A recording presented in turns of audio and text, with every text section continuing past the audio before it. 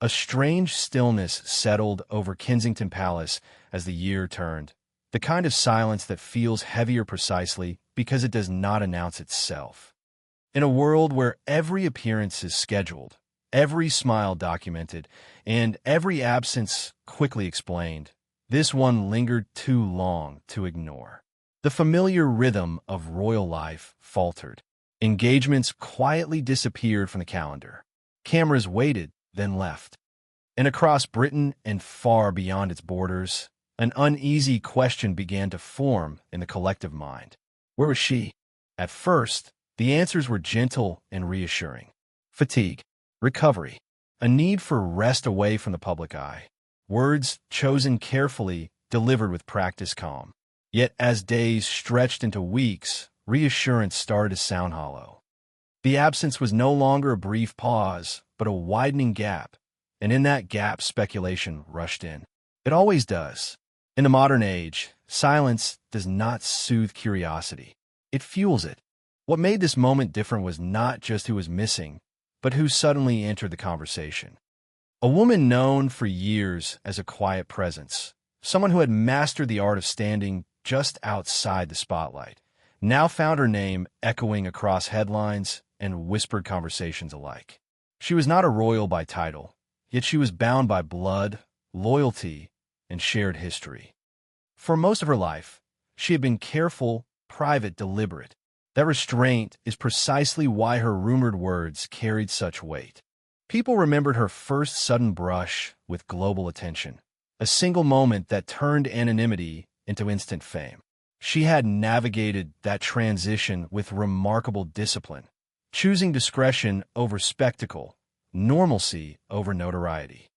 Over the years, she became almost a symbol of balance, proof that proximity to power did not require surrendering one's private self. So when stories began to circulate that she had quietly spoken out, even indirectly, it felt like a tremor beneath a carefully polished surface. The rumors did not arrive all at once. They emerged in fragments. A comment here, a concern there, always attributed to unnamed sources, trusted friends, those supposedly close enough to know the truth, but distant enough to remain unseen. According to these accounts, what was happening behind closed doors was far more serious than the public had been led to believe. The official narrative spoke of routine procedures and steady recovery. The unofficial one hinted at fear, complications, and emotional strain that could not be packaged into a press statement. As these parallel stories unfolded, the public found itself caught between hope and dread. On one hand, there was a deep desire to believe the reassuring version, the one where everything was under control and normal life would soon resume. On the other, there was an instinctive sense that something fragile was being protected, something too personal and too painful to be fully shared. That tension became the driving force of the story, pulling people in not through scandal alone, but through empathy. This was not merely fascination with royalty. It was recognition. Illness, uncertainty, and fear are universal experiences, no matter how grand the setting. Seeing a figure long associated with composure and strength suddenly absent reminded many of how quickly stability can be shaken. The polished image of perfection began to blur, replaced by something far more human. And in that vulnerability, millions felt an unexpected connection. The idea that a sister, known for her loyalty and discretion, might have expressed concern behind the scenes added a powerful emotional layer. Sisters share a language that does not need an audience. Their worry is not performative, it is instinctive. So even the suggestion that she was deeply troubled by what she was witnessing was enough to shift the narrative. It suggested nights spent waiting, conversations held in hushed tones, and a family grappling with uncertainty while the world speculated from afar. Every detail, no matter how small, was suddenly magnified. A missed appearance, a carefully staged photograph, a brief smile that seemed just a little too deliberate. Observers dissected each moment, searching for meaning in shadows and silences. The absence became a presence of its own, dominating headlines and conversations alike. and hovering over it all was the same unanswered question, growing heavier with time. What exactly was happening when the cameras were gone? And why did it take the quietest voice in the family to make the world start listening? Long before the world learned to read her expressions for hidden meaning, her life followed a far quieter rhythm, shaped by family routines, shared memories, and an upbringing that valued closeness over spectacle. The household she grew up in was neither aristocratic nor distant. It was practical, ambitious in its own modest way, built on steady work and an insistence on togetherness. From an early age, the sisters learned how to rely on one another, not just emotionally, but instinctively, developing a bond that would later prove resilient under pressures few families ever face. Their childhood was marked by a sense of normalcy that now feels almost unreal in hindsight. School mornings, weekend activities, long conversations that stretched late into the evening. There was competition, as there often is between siblings, but it was tempered by mutual respect and a shared understanding that they were strongest together. Even as one sister's path gradually led toward a life defined by ceremony, protocol, and relentless attention, the other remained firmly grounded, choosing a direction that allowed her to move through the world with far less scrutiny. That contrast only deepened as adulthood approached. One life became increasingly choreographed, governed by expectations and symbolism. The other retained a degree of freedom, shaped by personal interests, physical challenges, and a deliberate effort to stay out of the public eye. Yet beneath those divergent paths, the emotional core remained intact. They spoke often. They checked in on one another. They maintained traditions that had nothing to do with titles or public duty. As the pressures of royal life intensified, that private connection became more important than ever. The world saw polished appearances and carefully measured gestures, but behind them were moments of doubt, fatigue, and isolation that rarely surfaced beyond the inner circle. Those closest understood that the demands were not only ceremonial, but psychological, requiring constant self-control and a willingness to subordinate personal needs to institutional expectations. It was in those moments that family became not just a comfort, but a lifeline. For the sister who lived outside the palace walls, watching this transformation was both a source of pride and quiet concern. She understood the honor, the responsibility, and the privilege. She also understood the cost.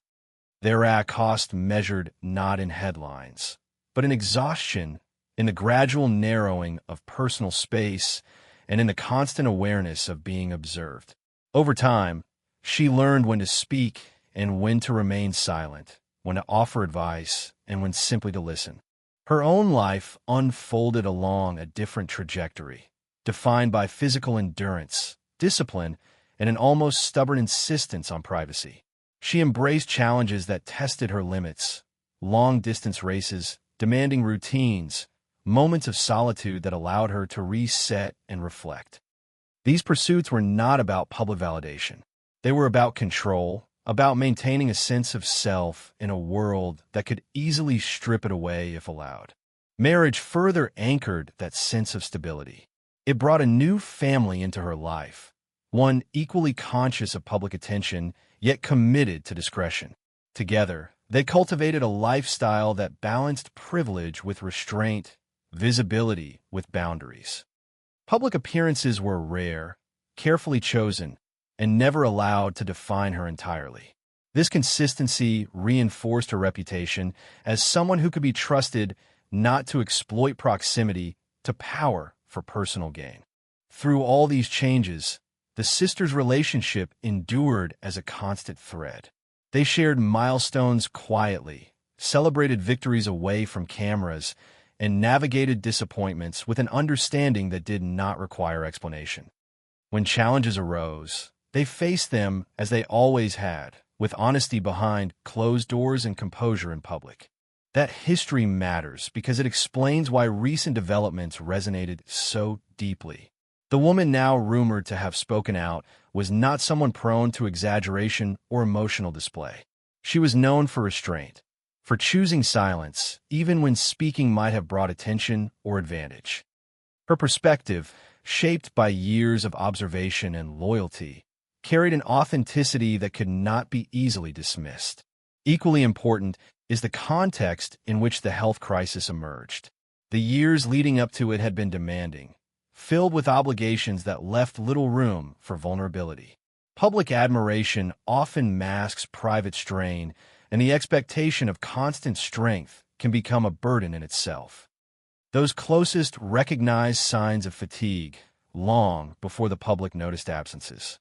Subtle changes, quieter moments, a need to withdraw and regroup. Within the family, these shifts prompted concern rather than alarm. They were addressed with care, conversation, and a shared hope that rest would be enough. No one anticipated how abruptly routine would give way to uncertainty. When it did, the foundation built over decades, trust, discretion, unwavering support became essential. Understanding this background reframes everything that followed. It reveals why the silence felt deliberate rather than evasive, why protection of privacy took precedence over immediate disclosure, and why any hint of unease from a normally reserved figure felt seismic. It was not the voice of someone chasing attention. It was the echo of a lifetime spent guarding family above all else. The shift from quiet concern to open uncertainty did not happen in a single moment. It unfolded gradually, almost imperceptibly at first, as routines were adjusted and expectations softened. Those closest noticed the changes long before the public did. There were canceled plans explained away with gentle excuses, longer pauses between appearances, and a growing need for privacy that felt less like preference and more like necessity. What had once been a carefully balanced life began to tilt under the weight of something unseen. When the announcement finally came that surgery was required, it landed with a strange mix of relief and alarm. Relief, because it offered an explanation where there had been only silence. Alarm, because surgery, especially when described with caution rather than detail, signals seriousness even when reassurance follows. The words were measured, the tone calm, yet the absence of specifics left space for imagination to run ahead of fact. Recovery was promised. Time was requested. Understanding was implied rather than demanded. Inside the family, that period was marked by a different rhythm entirely. Days were structured around medical consultations, decisions made after long discussions, and moments of waiting that stretched endlessly. The atmosphere was not one of panic, but of vigilance, a collective holding of breath. Strength became a shared responsibility. No one allowed themselves the luxury of breaking down fully, because someone else always needed reassurance. In those moments, family roles quietly shifted, adapting to a new reality that no one had prepared for. As weeks passed, recovery did not follow the simple arc many had hoped for. Progress came unevenly, marked by good days and difficult ones. Each improvement was welcomed, each setback absorbed quietly. This was not a story that could be neatly summarized in a press release. It was complex, emotional, and deeply personal. And yet, outside those walls, speculation intensified rather than subsided. The absence from public events became a focal point. Observers searched for meaning in every detail, from who appeared alone at ceremonies to which engagements were postponed indefinitely. Analysts debated whether the explanations given truly aligned with the timeline unfolding. The longer the silence lasted, the louder the questions became. Some were asked with genuine concern. Others were driven by a hunger for revelation. Together, they created a pressure that no family, royal or otherwise, could fully escape. It was during this phase that the story took on a sharper edge. The revelation of a cancer diagnosis reframed everything that had come before. What once seemed like an extended recovery suddenly carried a heavier significance. Sympathy surged, as did a sobering realization that the situation was far more serious than many had imagined. Messages of support poured in from around the world, transforming private struggle into a shared moment of collective empathy. Behind the scenes, however, the diagnosis was not an ending, but the beginning of another arduous chapter. Treatment plans were discussed in detail, weighing effectiveness against physical and emotional toll. Decisions were made carefully, guided by medical expertise and the quiet determination to face whatever lay ahead with dignity. This was no longer about managing appearances.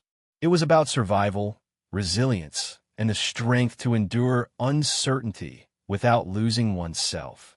For the sister watching closely, this period was defined by helplessness as much as devotion. Being present meant offering comfort without always having answers, strength without certainty. She became a constant, not in front of cameras, but in the private spaces where fear was allowed to surface. The bond they shared took on new urgency, forged not just by history, but by the immediacy of the moment.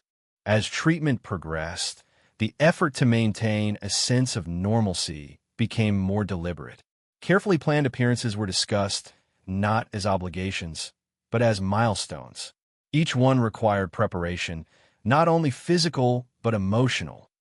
The aim was not to deceive, but to protect, to offer reassurance without inviting invasive scrutiny. Even so, these moments were dissected endlessly. Every detail was analyzed, sometimes with compassion, often with suspicion. Reports began to surface suggesting complications, additional procedures, and a heavier toll than initially acknowledged. While none of these claims were officially confirmed, their persistence reflected a growing belief that the public narrative did not capture the full reality. The gap between what was shared and what was experienced felt increasingly wide. And into that gap flowed the voices of unnamed sources, each adding a fragment to a story that remained incomplete. The tension reached its peak not through a dramatic announcement, but through accumulated unease. People sensed that the journey was far from straightforward. Recovery was not linear. Strength was being summoned daily, not displayed effortlessly. The polished image of composure now coexisted with glimpses of vulnerability that could not be fully concealed, no matter how carefully appearances were managed. Within the family, this phase tested endurance in ways few experiences can. It required patience, adaptability, and a willingness to accept uncertainty as a constant companion. There were moments of hope that felt almost euphoric, followed by days when progress seemed to stall. Through it all, the priority remained the same: protect what matters most, preserve dignity, and face the ordeal together. This convergence of public scrutiny and private struggle transformed the narrative into something far more complex than a headline could convey. It was no longer simply about illness. It was about the cost of living under constant observation while fighting a deeply personal battle. It was about the courage to continue, even when the path forward was unclear. The impact of what was unfolding extended far beyond the individual at the center of the crisis, rippling outward into every corner of her life and the lives of those around her. What had once been a carefully managed balance between public duty and private existence was irrevocably altered. Illness does not respect schedules or titles, and its consequences linger long after the initial shock fades. In this case, the cost was measured not only in physical endurance, but in emotional resilience and the quiet sacrifices made by an entire circle of people. Psychologically, the weight was immense. To confront a serious diagnosis while knowing that every movement might be interpreted, questioned, or misrepresented creates a unique strain. There is little room for vulnerability in public, yet vulnerability was unavoidable in private. The need to remain composed, to project reassurance even on days when fear loomed large, demanded an extraordinary level of inner control. Over time, that effort itself became exhausting, a constant negotiation between honesty and protection. The toll on daily life was profound. Routines once taken for granted were reshaped around treatment schedules, recovery periods, and fluctuating energy levels. Moments of normalcy became precious and fragile, easily disrupted by setbacks or unforeseen complications. Plans were made tentatively, always with the understanding that they might need to be abandoned without warning. This uncertainty seeped into everything, creating an atmosphere where patience was essential but never easy. For those closest to her, the consequences were deeply personal. Loved ones found themselves navigating a delicate balance between offering support and managing their own emotional responses. There were nights marked by quiet worry, mornings filled with cautious hope, and days that seemed to stretch endlessly. The responsibility to remain strong for someone else often meant suppressing personal fears, postponing grief, and accepting a role that allowed little space for weakness. Publicly, the reaction evolved in noticeable stages. Initial concern gave way to widespread sympathy, which then deepened into a more reflective form of engagement. People who had once admired from a distance began to relate on a more human level, recognizing familiar emotions in an unfamiliar setting. Messages of encouragement, stories of shared struggles, and expressions of solidarity poured in, transforming a personal ordeal into a collective moment of empathy. The media response, however, was more complex. While many outlets approached the situation with sensitivity, others continued to probe relentlessly, seeking angles that would sustain attention.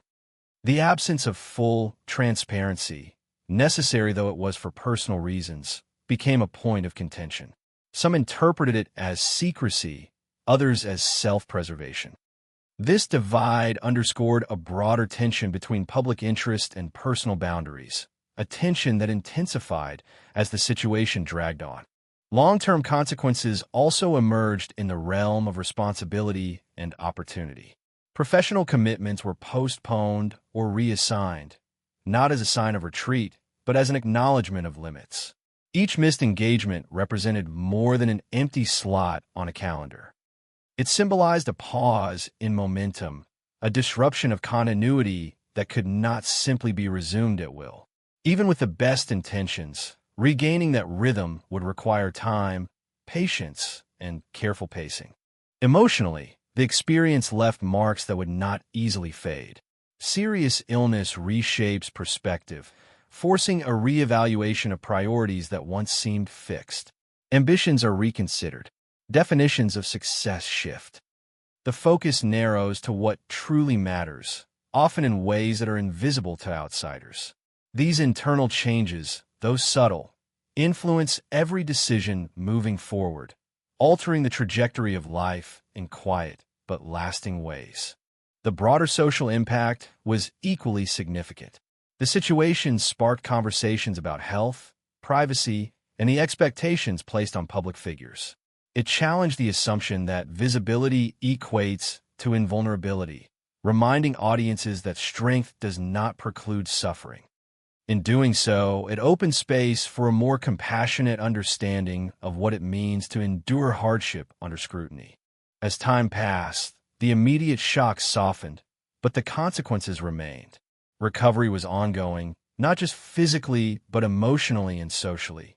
The ordeal had reshaped relationships, tested endurance, and revealed both the fragility and resilience that coexist beneath composed exteriors. What emerged was not a return to the past, but a gradual adaptation to a new reality, one shaped by experience rather than illusion. Behind the controlled statements and carefully chosen public moments existed a quieter world that few were ever meant to see. It was in this private space that the most demanding battles were fought, far from cameras and speculation. These were the moments that did not translate into headlines. The hours measured not by appearances, but by endurance, patience, and a silent effort to hold everything together. Those closest to her began to speak, not publicly, but in fragments that slowly found their way into conversation. Friends described a woman who remained outwardly calm, while privately confronting waves of fear that came and went without warning. There were mornings when strength felt almost tangible, when optimism filled the room and plans seemed possible again. There were also evenings when exhaustion settled deeply, when the effort to remain composed became heavier than the illness itself. These fluctuations were not dramatic or visible. They were human, quiet, and deeply personal. One recurring detail mentioned by those within the inner circle was the deliberate effort to preserve routine, even when routine no longer felt natural. Simple habits became anchors. Short walks, familiar meals, moments of conversation that had nothing to do with treatment or prognosis. These acts may have seemed insignificant, but they carried enormous emotional weight. They were reminders that life had not been entirely reduced to a medical journey, that identity still existed beyond diagnosis. In these moments, family support took on forms that rarely draw attention. It was not only about presence, but about restraint. Knowing when to speak, when to distract, and when to simply sit in silence became a skill refined over time. Loved ones learned to read subtle cues, a change in tone, a hesitation before answering, a glance that lingered just long enough to signal fatigue. These small signals guided how each day unfolded. The sister at the center of so much speculation played a particularly delicate role. Her support was constant, yet intentionally unobtrusive. She avoided grand gestures, choosing instead to offer stability through consistency. Regular check-ins, shared laughter when possible, and quiet reassurance during more difficult moments formed the backbone of her involvement. Those who witnessed this dynamic often remarked on the unspoken understanding between them, a bond strengthened by adversity rather than weakened by it. There were also efforts made to shield the next generation from the full weight of the situation.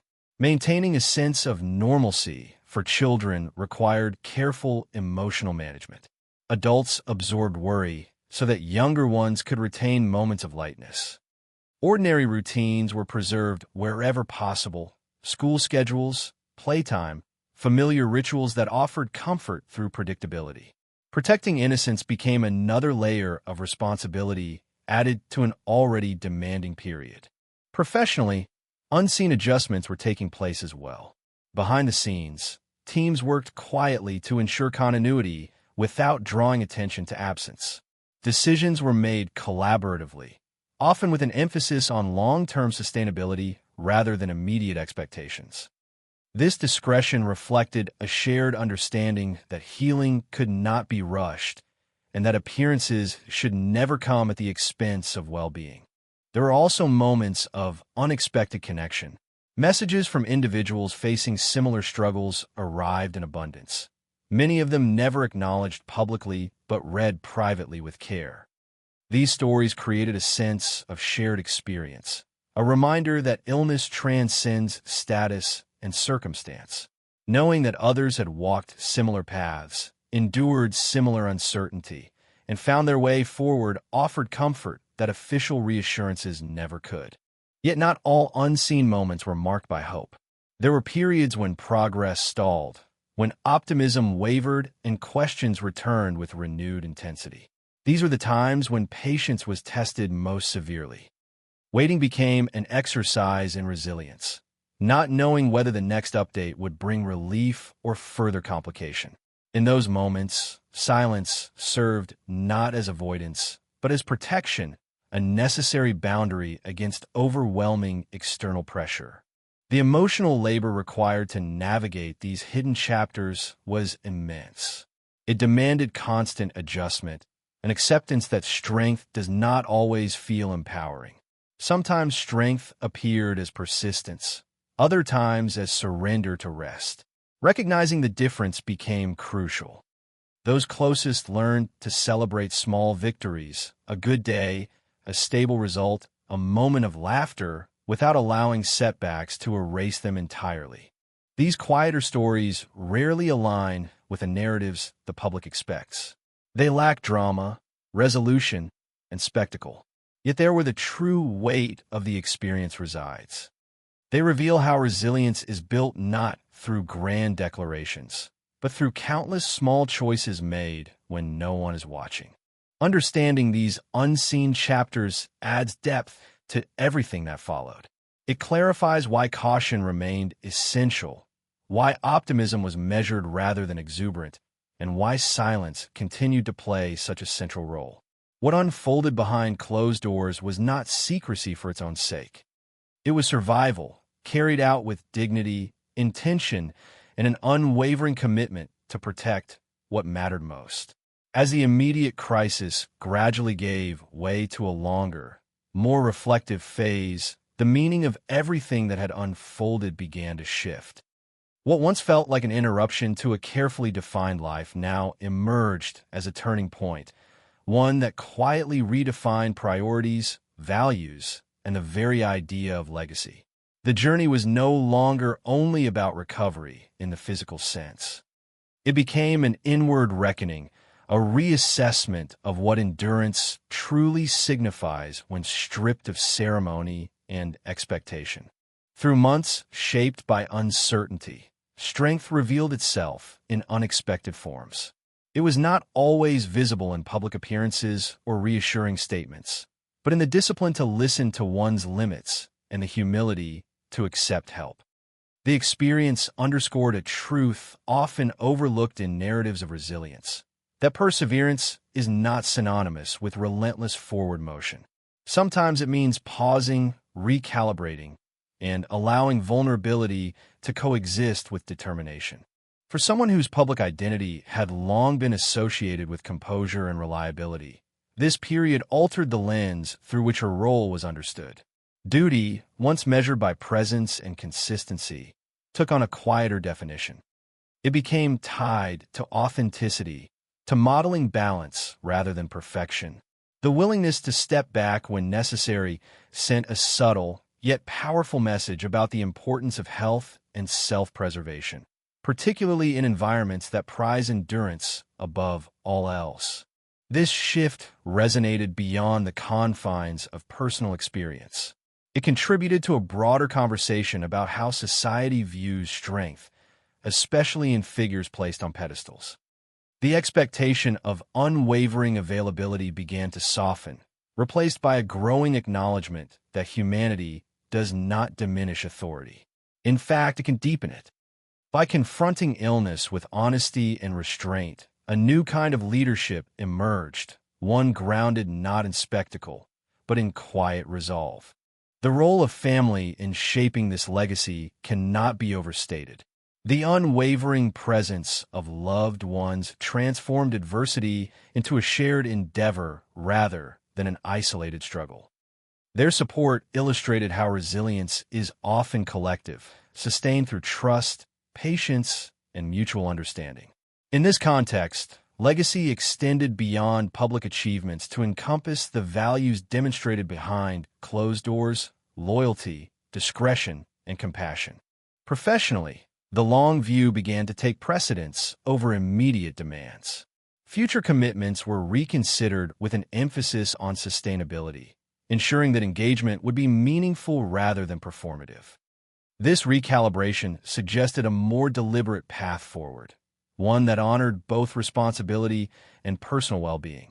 The idea of contribution evolved, shifting from quantity to quality, from visibility to impact. There was also a deeper philosophical dimension to this transformation. Serious illness has a way of clarifying what endures when certainty dissolves. Relationships take on sharper focus. Moments once overlooked gain significance. Time itself feels altered, less abundant, more precious. These realizations do not fade easily.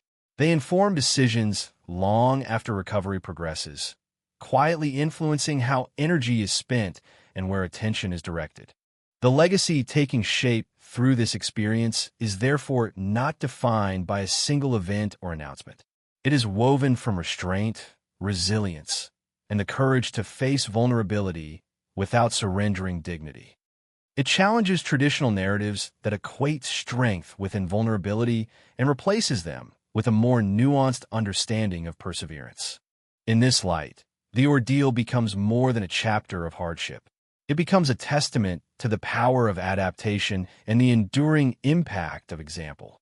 By navigating crisis with grace and intention, a path is laid for others to reconsider how they confront their own challenges.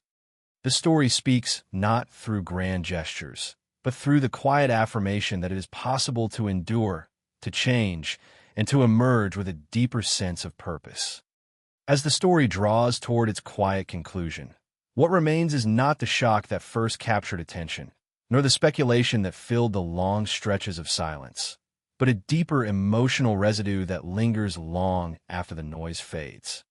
The journey that unfolded was never truly about headlines or revelations. It was about endurance in its most human form, about what happens when carefully constructed certainty gives way to vulnerability, and how grace can exist even when answers are incomplete. What the world witnessed was only a partial reflection of a far more complex reality.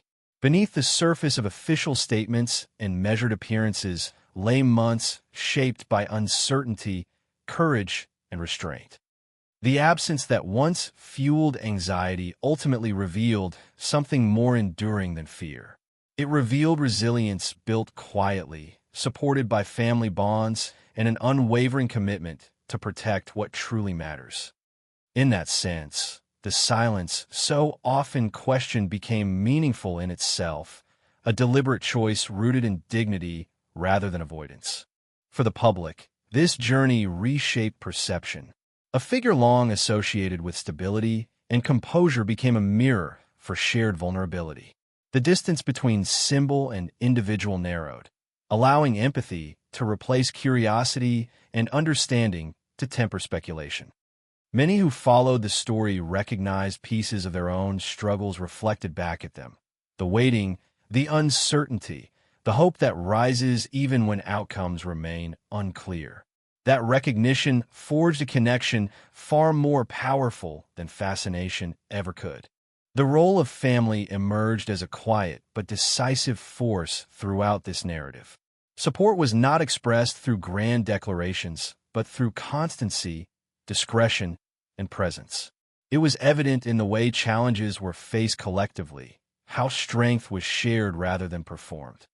These unseen dynamics underscored a truth often overlooked, that resilience rarely stands alone. It is sustained through relationships that offer stability when everything else feels fragile. As attention gradually shifts away, the lasting impact of this experience continues to unfold. Recovery, both physical and emotional, is not confined to a timeline. It evolves slowly, shaped by reflection and recalibration. What lies ahead is not a simple return to what once was, but the emergence of something altered by experience, more deliberate, more grounded, and more attuned to balance. The future, while hopeful, carries the imprint of what has been endured. This story also leaves behind a broader lesson about the expectations placed on public figures and, by extension, on one another. It challenges the notion that strength must always be visible or uninterrupted. Instead, it offers an alternative image, one in which resilience includes rest, courage includes vulnerability, and leadership includes the willingness to step back when necessary.